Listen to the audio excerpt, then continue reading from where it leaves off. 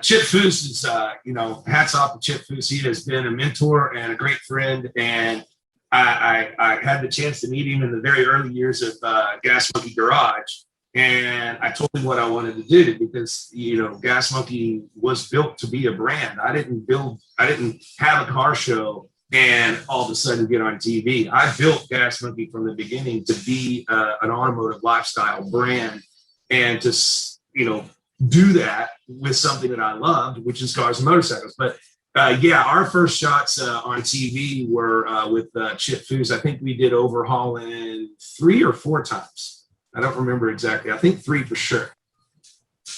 So when you're putting this all together, Gas Monkey Garage, and just in Gas Monkey in general, the brand, where was your mindset? Like when did it all click together? Where did the name come from? Like, give me a little beginning of the story of this brand, because it built such a powerful brand. I'll try to keep it as brief as I can, but it's a good story. After leaving the department, I got into printing and advertising and building brands, and I started my own company, and I was into it for about 5 years, very successful. I was building brands and packaging and styling and buzz for other companies, and that was where I really found my niche. And the light bulb moment that I wanted to do Gas Monkey was that printing press rooms are typically very clean there because you can't have dust and stuff like that. So I had this big warehouse with all this equipment, and all around this equipment were my motorcycles and cars and all my toys. So people always wanted to come over there and drink beer and do press checks and stuff. And I just started fiddling with the idea, maybe I should open a shop next door. And then I was laying in bed and I was watching TV. Jesse was on TV, and Orange County was starting up, and I realized I like these shows. But when I was, but my wife and kid at the time were not in there, and they were in another room watching something else, and I was just bugged by it, and I was like, this is too much bravado, too much bullshit, too much bandanas down to here, and kicking boxes and cussing and pit bulls on chains and trying to be a badass. And that wasn't what it was like when I grew up. When I grew up, hot rods and motorcycles were the neighborhood affair, and all the bad moms were around, and somebody was cooking, and the kids were playing in the yard. And I was like, these guys are missing 60% of the market. They're only getting the male, 18 to 45 eyeballs. Yeah, they're missing it.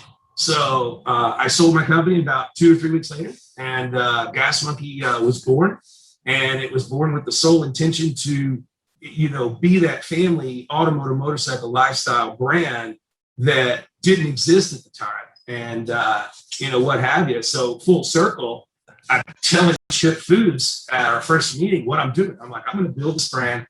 I'm going to do my damnedest to knock these guys off the top, and I'm going to be the #1 automotive motorcycle lifestyle brand in the world. And he's like, well, okay.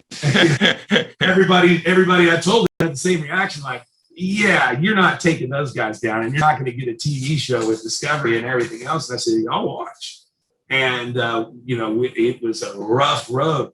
I put every dime into it. I mean, I went broke, like dead broke, sleeping on my couch type, can't pay rent at the shop twice. And you want a humbling experience, try going to your wife who's gainfully employed and asking her if you can borrow $1,000 so you can make payroll for your employee. Your employee, you're just one of them.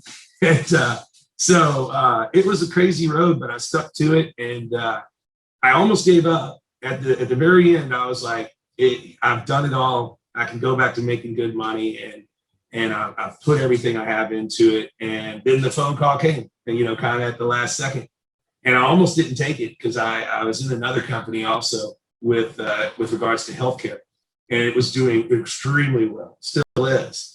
And are you still part of that company? Healthcare? No, I lost that part of my company through divorce. But my wife at the time, we were running it and growing it. I almost didn't take the show. At the last minute, they offered it, and I said, you're only giving me 6 episodes.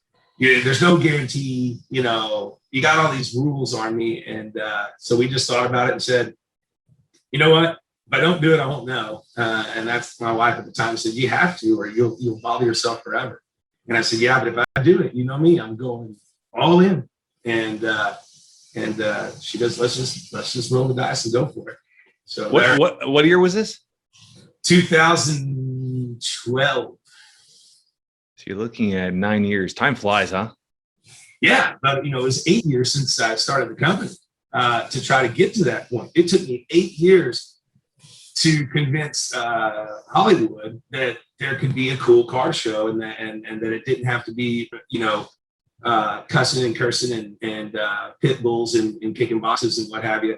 Now the people in Hollywood think they're fucking geniuses because they thought of all this. It's amazing.